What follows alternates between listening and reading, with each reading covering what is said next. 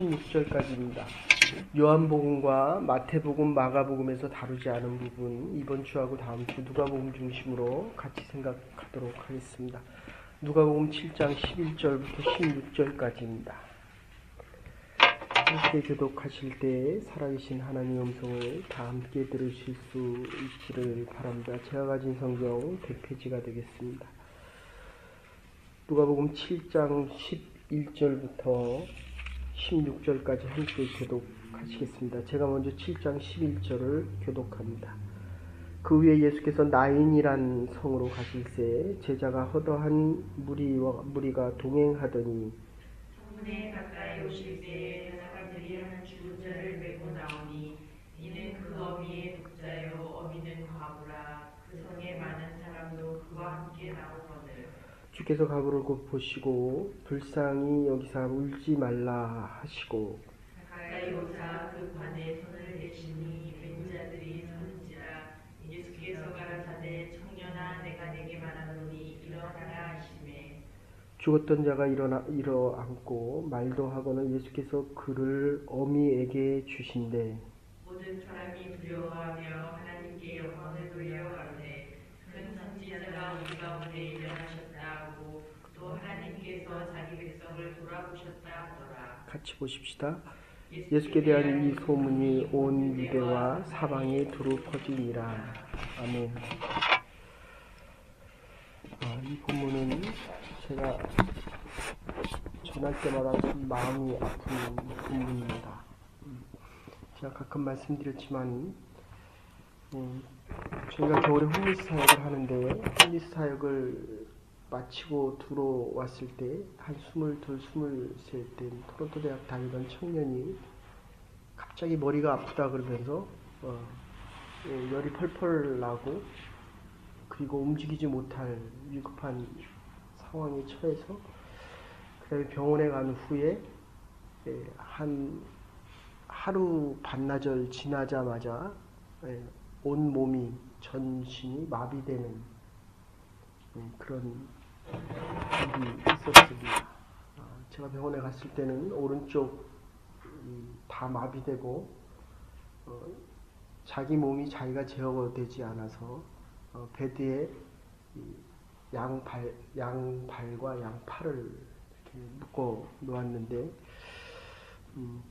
뇌수막염이었습니다. 바이러스가 감염돼서 뇌막이 세막으로 되어 있는데 맨 마지막까지 침투돼서 그게 뭐 거의 0.1mm만 더 들어가도 세상을 떠나는 그런 지경이 됐습니다.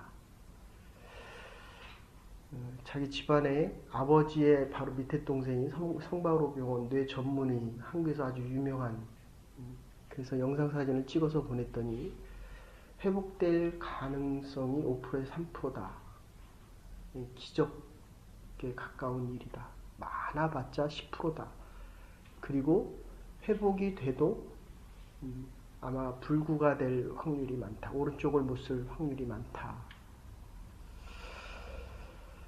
부활절만 되면 제 마음속에 어쩌면 제가 이곳에서 청년사역을 했던 이유가 하나인데, 이 청년의 이야기 하나와 다른 청년은 부활절 날 새벽에 스스로 목숨을 던지는 그런 일이 있었습니다. 그 청년도 한 22, 셋 군대 갔다 오자마자 이곳으로 왔는데 표면적으로는 비자가 연기되지 않았기 때문에 한 25년 전만 해도 참 어려운 지경이었습니다. 지금도 노예 일이나 그 교회를 가면 이 누나가 지금 25년이 지났는데 저만 보면 웁니다. 그럴 때 제가 전해드리는 말씀이 바로 이 본문입니다. 이 청년아 일어나라 라고 예수님께서 말씀하시는데, 아직 살아야 될 날이 많은 이 청년이 지금 죽었다는 것입니다. 그러니까 교회 봉사를 잘하라, 예배를 잘 드려라, 세상에 나가서 믿음으로 살아라, 이런 이야기가 아니고 생명이 완전히 잘린 겁니다. 우리가 인생을 살다 보면 사별이란 말을 쓰기도 하고, 그리고 이 죽음 앞에 있는 이 고통이란 말, 그러니까 이게 생명이 그냥 중간에 잘려버린 것입니다. 여러분들 이게 앞에 보시겠지만 저게 밑에 있는 시꺼먼 것이 고난주간에는 위를 덮고 있었습니다. 십자가를. 그런데 부활주일 아침에 하얀 것, 생명과 부활을 상징하는 저 흰 천이 십자가를 덮고 죽음을 뚫고 부활하신 예수 그리스도의 모습을 나타내고 있습니다. 모든 가능성은 살아있을 때에 가능한 것입니다. 그러니까 이 생명이라는 것 자체만으로도 이 사람이 능력이 있고 없고, 그리고 어떻게 살아가고, 그리고 어떤 모습이 있든지 간에 살아있다는 이 사실 하나만으로도 정말 아름답고 소중한 것이다. 지금 예수님이 복음을 전하기 위해서, 기쁜 소식을 전하기 위해서 예루살렘 성 안으로 들어가고 있습니다. 예루살렘에 있었던 모든 생명들이 생명이 끝나면 예루살렘 성으로부터 밖으로 나옵니다. 지금 이게 마주친 것입니다. 기쁜 소식과 죽음의 소식이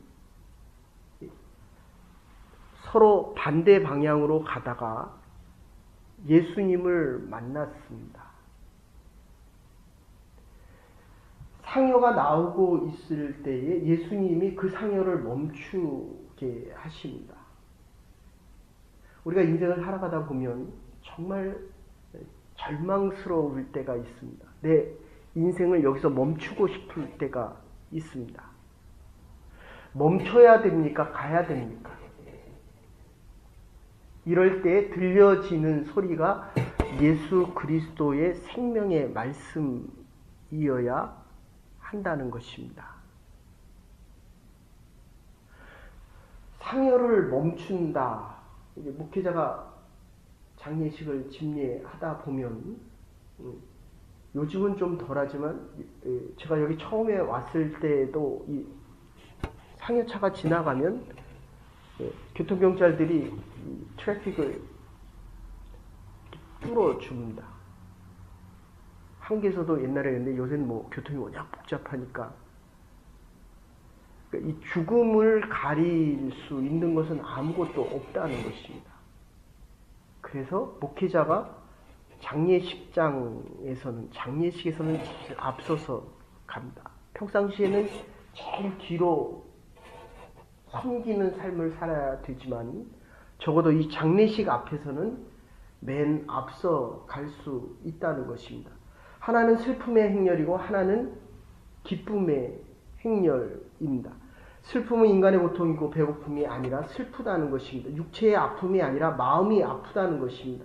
우리의 가장 슬픔은 바로 이 죽음과 관련이 되어 있는데, 죽음이 살아나면 생명의 가장 기쁜 소식이 되는 거고, 죽음 안에 머물면, 고난에 머물면, 저 어둠과 죽음에 머물면 우리의 아무리 기쁜 부귀와 명예와 권세도 죽음 앞에서는 이길 수 있는 것이 아무것도 없다는 것입니다. 그래서 이 슬픔이라는 것, 생명에 대한 문제입니다. 그리고 이 생명으로부터 이별될 때에, 떠나게 될 때, 사랑하는 사람을 사별하게 될 때 우리는 가장 고통스럽다는 것입니다. 이 사랑하는 자녀가 우리가 더 많은 사랑을 주면 줄수록 이 고통은 더 큰 것입니다. 남편이 떠나갔습니다. 하나밖에 없는 이 아들도 떠나 보냈습니다. 절망이 아니라 이 여인이 더 살고 싶은 마음이 없다는 것입니다. 그 상황에서 예수님께서 지금 세우는 장면입니다. 이 슬픔과 사별이 있으면 몰려오는 것이 바로 이 고독입니다. 아무도 나의 아픔과 고통을 이해해 줄 수 있는 사람이 없다. 고독하다는 것입니다. 이민사회가 얼마나 외롭습니까? 이게 말을 하는데 저 사람이 내 마음을 이해를 못합니다. 내 마음을 알아달라고 얘기하는데, 그래서 이게 영어 성경에 보면 어느 성경에는 그렇게 썼습니다. 예수님이 His heart went out to her. 그녀에게 마음을, 이 스프랑겐이란 말인데 심장을 빼내어 주는 것입니다. 한 결혼생활 10년에 내 심장이 남편에게 있습니까? 아니면 남편의 심장을 빼옵니까? 그래도 그 정도 되면 행복한 가정이다. 지금 10년, 20년, 30년을 같이 사는데도 내 심장을 저 사람에게 주지 못합니다. 주고 싶어도 받아들이질 않습니다.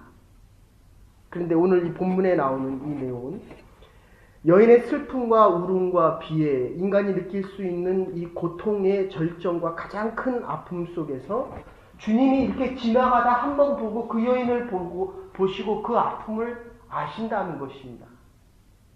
그래서 그가 구세주입니다. 그래서 그가 메시아이고, 우리가 인생을 살아가면서 아무리 아프고 힘들 때에, 고통스러울 때에 그분의 마음만 받아들일 수 있다면 죽음까지도 해결될 수 있다. 이런 뜻입니다. 여러분, 인생에 아무리 많은 것을 얻어도 이 죽음의 문제가 해결되지 않기 때문에 많은 것을 이루려고 노력하고 애쓴 것이 크면 클수록 고독과 외로움은 클 수밖에 없습니다. 김영삼 대통령이 야당 생활 40년, 50년 하고 대통령이 되고 나서 그의 회고록에 보면 그 책을 한마디로 요약하면 그겁니다. 너무 외롭다는 것입니다. 청와대에 들어갈 때까지는 목표가 있었습니다. 목적이 있었습니다. 막상 들어가서 목적을 이루고 보니까 그렇게 외로울 수가 없다는 것입니다. 그래서 아들에게만은 다 얘기를 하고, 아들은 자기를 믿어줄 줄 알았는데 아들이 어떻게 합니까? 아버지와는 정반대의 길을 가는 겁니다. 어떤 자식들을 보면 아버지의 재산을 달라고 얘기합니다. 아버지가 죽지 않았는데 탕자의 비유 보면 유산을 달라고 얘기합니다. 아버지가 죽었다는 것입니다. 사마 18장 34절, 33절에 보면 압살롬이 아버지의 사람들을 다 자기의 사람으로 만들고 아버지의 왕위를 찬탈한 후에 지금 쫓아냅니다. 그랬더니 뭐라고 얘기합니까? 압살롬이 죽고 난 후에 아버지의 다윗의 고백은 너의 대신 내 생명을 하나님이 거두셨으면 얼마나 좋을까라고 하면서 압살롬아, 압살롬아, 압살롬아 통곡하는 장면이 나옵니다. 이 청년의 아버지가 유병사업을 하시는 분인데 그 아들이 제 기억으로 한 달 이상 무의식 상태에 있었는데 온 교인이 함께 기도했습니다. 하나님, 이 아들을 살려주십시오. 오늘 본문대로 한다면 청년아 내가 내게 명하노니 일어나라. 정말 기적적으로 하나님 그 청년을 일으켜 세워주셨습니다. 똑같은 상황에서 누구는 일으켜 세워주시지만 누구는 목숨을 끊고 글쎄 하나님이 부르셨는지 본인이 선택을 했는지 인생이 이렇게 어렵고 고독하고 비애와 슬픔과 사별을 경험하고 살아갈 수밖에 없다는 것입니다. 살 만큼 사는 것이 아니라 더 살 수 있는데 무능하다는 것이 아니라 지금 모든 것이 끝났다는 것입니다. 중단되었다는 것입니다. 그래서 이 여인은 더 살아야 될 소망도 자기가 원하는 가능성의 문제도 가치의 모든 문제도 다 끝났다는 것입니다. 그럴 때 예수님께서 지금 얘기하시는 이유는 말씀하시는 것은 울지 말아라. 이게 스플랑입니다. 내가 너의 마음을 이해하니 울지 말아라. 다른 말로 얘기하면 내 마음을 이해해줘라. 조금 더 다르게 얘기하면 네 마음을 나에게 고정시켜 달라라고 말씀하십니다. 사랑을 베푸는 자와 사랑을 받을 자의 마음이 하나가 되는 것입니다. 여기에 기적의 역사가 있습니다. 신학적으로 이 스플랑겐이라는 말은 실제로 몇 안 되게 한 4-5번 표현되어지는데 여기에는 생명의 역사가 있습니다. 부활절날 와서 같이 예배를 드려도 정말 예수님이 나를 위해 부활하셨다라는 이 부활의 소식이 나의 심장과 영혼을 찌르면 생명이 시작되어진다, 이런 뜻입니다. 내가 죽을 날이 가까워도 죽음이 두려운 것이 아니라 부활의 소망과 생명의 역사가 더 크다는 것입니다. 누가 감히 시체를 보고 일어나라 라고 외칠 수 있습니까? 제가 신학교 다닐 때 선교단체, 장로신학대학 대학원에 있는 선교단체 중에 하나, 거기 장신선교단이라고 있습니다. 어떤 친구는 이 선교지에 갔다가 20m 절벽에서 떨어졌는데, 떨어지는 그 순간에 정말 천사들과 같이 환한 빛이 나서 자전거인지 오토바이인지 이거를 받치는 그런 느낌을 받았다는 거예요. 근데 정말 20m에서 떨어졌는데 저희들이 가봤습니다. 이거는 박살이 나고 머리가 깨지고 모든 몸이 틀어질 그 위치인데 가보니까 멀쩡하더라는 거예요. 그러니까 천사들이 와서 이렇게 살짝 받쳐줬다는 거예요. 근데 그 마을에 어린아이가 하나 죽었는데 그 어린아이를 놓고 우리가 관을 놓고 같이 기도합니다. 하나님 살려달라 살려달라. 이 본문을 가지고 밤새면서 기도하는데 살아나면 얼마나 좋겠습니까? 지금 생각하면 참 어리석은 것 같기도 하고, 어떻게 보면 그 뜨거운 젊음 속에서 하나님께서 믿음을 주셨다라고 할 수도 있고, 생명의 주관자는 하나님이십니다. 살아있을 때까지 기도할 수 있는 것이 우리에게 주신 믿음의 특권입니다. 그런데 분명한 것은 그 생명은 예수님께서 주관하시기 때문에 예수님만이 죽은 자를 보고 일어나라 라고 하시는 것입니다. 주님께서 우리를 보시고 우리의 자리에서 일어나라 라고 할 때 가던 상여를 멈추고 지금 예수님께서 하시는 것이, 그 안에는 뭐가 있습니까? 상여는 얼마나 화려합니까? 그런데 그 안에는 시체가 점점 썩어져 갑니다. 더 많이 시간이 지날수록 그 시체는 더 썩어져 갑니다. 우리의 인생이 겉으로 보기에 얼마나 화려합니까? 그런데 살면 살수록 이 썩어짐이 냄새가 더 나고 죽음이 더 우리를 지배하고, 우리의 가정이 예수의 생명으로 부활의 능력으로 더 기뻐하는 것이 아니라 살면 살수록 다툼이 있고 아픔이 있고 고뇌가 있고 고독이 있다는 것입니다. 이럴 때 주님께서 오셔서 말씀하시는 것입니다. 진리는 추상적이 아니고 항상 말씀 속에 나오는 능력입니다. 요한일서 3장 18절에 보시면 사랑하는 자들아 오직 너희가 말로만 하지 말고 행함과 진실로 행하라고 이야기합니다. 최소한의 상여를 멈추고 울음을 잠깐 멈추는 그 순간이 바로 믿음의 행위라는 것입니다. 하나님께서 우리에게 설교를 통해 말씀을 통해 주위의 믿음의 사람들을 통해 말씀하실 때에 멈출 수 있는 것, 그리고 주의 음성을 들을 수 있는 것, 이게 바로 믿음이라는 것입니다. 가던 길을 멈추어야 하고 아무리 격할지라도 울음을 멈추어야 합니다. 죽은 시체는 조용하고 시간 썩어져 가기만 하지만 울음을 멈추고 생각을 멈추고 계획을 중단하고 주의 말씀을 들을 수 있어야 합니다. 이 여인의 한 가닥 희망을 땅에 묻어야 하는 그 순간에 돌이켜서 주의 말씀을 듣고 있다는 것입니다. 용기의 문제도 소유의 문제도 지혜의 문제도 아닙니다. 문제는 생명의 문제입니다. 절망과 고독과 허무에서 이제 이 방향이 바뀌어서 하나님께서, 예수님께서 주시는 이 생명의 약속과 예수님의 말씀을 들을 때 죽어서 썩어져가는 우리의 모든 영혼과 생명이 방향이 지금 바뀌는 순간입니다. 죽음을 향하던 우리의 인생이 예수님의 이 소망의 소리를 하나 듣는 순간에 생명과 삶의 순간으로 예루살렘으로 다시 들어갈 수 있는 삶으로 바뀌어야 한다는 것입니다. 의미도 방향도 소리도 예수의 소리 이 한마디에 바뀔 수 있어야 합니다. 그래서 미국의 사상가이고 시인이고 목사였던 에머슨이 인류의 역사의 모든 가운데는 예수의 이름의 능력이 다 새겨져 있다는 것입니다.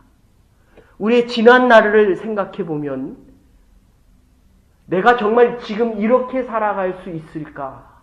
바로 부활하신 예수 그리스도의 십자가의 능력이 예수 그리스도의 이름이 다 새겨져 있기 때문입니다.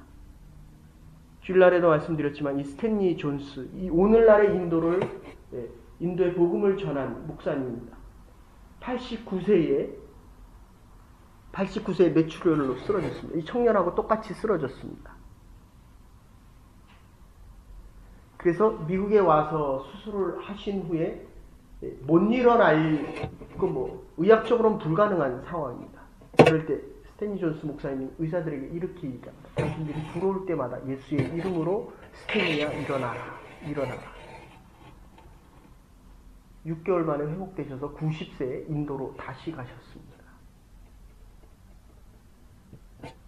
주님께서 우리에게 지금 말씀하시는 것입니다. 내 자리에서 일어나라. 우리의 방향이 바뀌어야 됩니다. 1988년 올림픽 때 그린피스 조이스라고 하는 흑인 여인이 이 위에 시커먼 거 뒤집어 쓰고 뛰는 여인이 있었는데 모든 육상 기록 100m를 다 깼습니다. 물어봅니다. 도대체 당신은 어떻게 이렇게 이제까지 있었던 육상 기록을 다 깨며 달릴 수 있습니까? 나는 하나님을 위하여 달립니다. 내가 달릴 때 하나님이 나에게 힘과 능력을 주시고 그 능력 속에 하나님의 영광이 드러나기만을 바라고 뛸 뿐입니다. 우리의 자리에서 일어나십시다. 주께서 일어나 걸으라고 말씀하십니다. 이 말씀이 생명이요 말씀대로 행할 때에 살아서 하나님의 역사를 이루는 새 역사를 보며 살아갈 것입니다. 부활의 아침에 주님과 함께 새 역사를 새 생명으로 새 삶을 살아가는 하나님의 백성들이 될 수 있기를 주의 이름으로 축원합니다. 이제는 괴머리 되신 우리 주 예수 그리스도의 극진하신 은혜와 하나님의 무한하신 사랑과 부활의 새 아침에 새 생명으로 주의 음성을 듣고 우리의 썩어져 가는 이 자리에서 일어나 예루살렘으로 다시 향하여 믿음의 새 행진을 하기로 결단하는 주의 백성들과 가정과 우리의 남은 날들 위에 우리의 자녀들의 앞날 위에 하나님의 교회 위에 이제로부터 영원토록 함께 하시옵기를 축원하옵나이다. 아멘. 오늘도 새 역사 속에 새 생명을 가지고 살아갈 수 있는 부활의 증인들 될 수 있도록